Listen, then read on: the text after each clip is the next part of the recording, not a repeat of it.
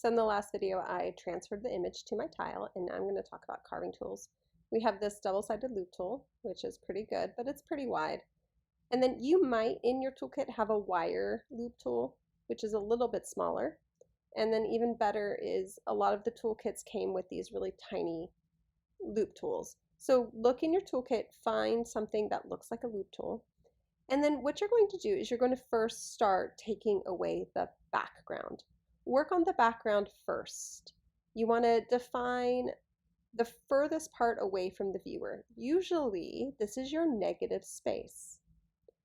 And then use the appropriate size tool so that you can get into the cracks and crevices. Here, I'm going behind a zebra style succulent, trying to carve away that background.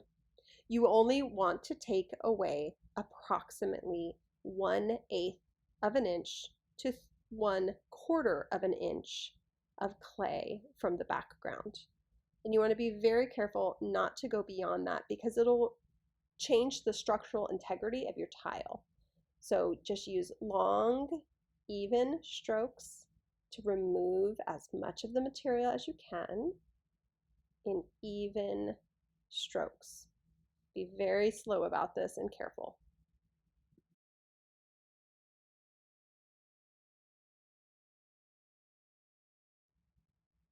So you can see I'm using my tool and I'm trying to be as even as possible.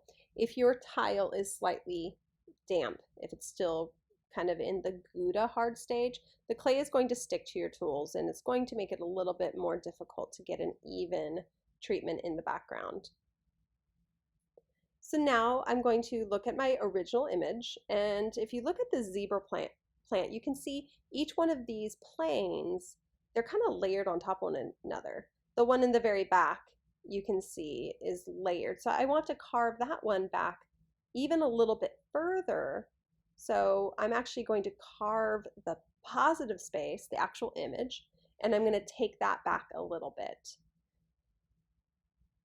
And I'm just using my tools on the areas where that piece would be layered, where it would be up against the other petal of that succulent.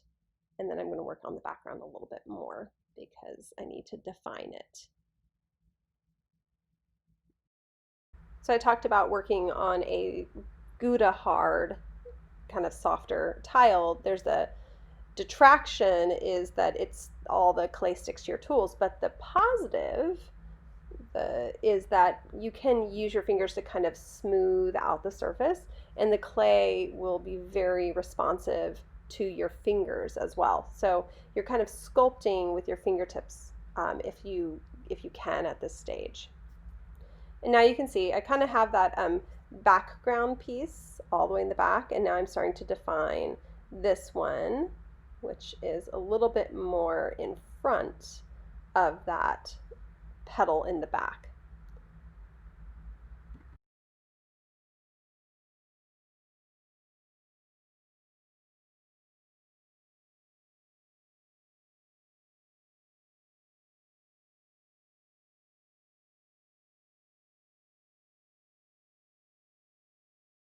So now it appears I've been carving for about 10 minutes and it's starting to really show.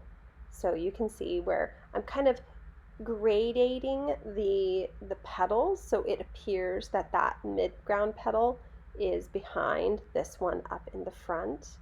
And I'm going to keep on layering these ones. I'm going to push this one back a little bit so that it appears that it's further behind.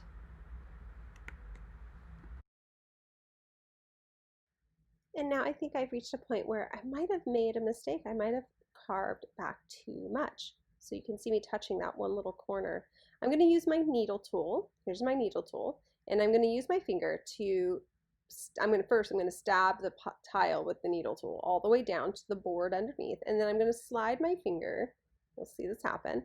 And I'm going to hold that all in place and pull the whole thing out. And then I can see, oh, good, I did not go too deep. You can see I have just barely 1/4 of an inch of clay left. Don't go too thin because that will really challenge the structural integrity of the tile itself. And then that little hole, you just seal it up, no problem.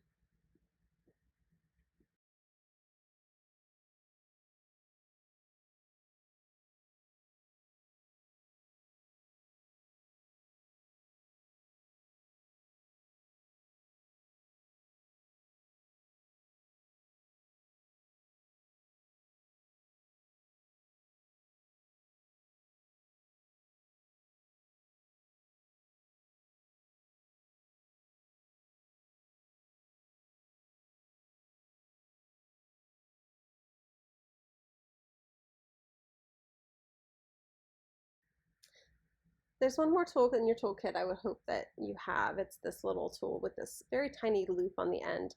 This is great for doing line work.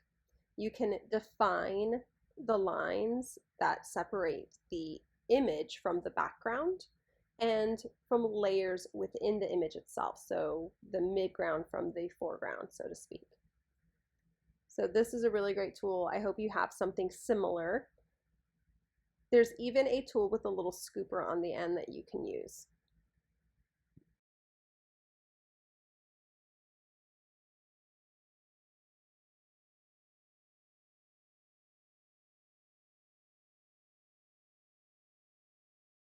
Before your tile sets up too much, you do want to go through and with your fingers kind of smooth out the areas that you carved. Try to give that background a nice smooth finish so that you don't have to come back to it later when the tile has set up and is closer to leather hard. It'll be more difficult to do that.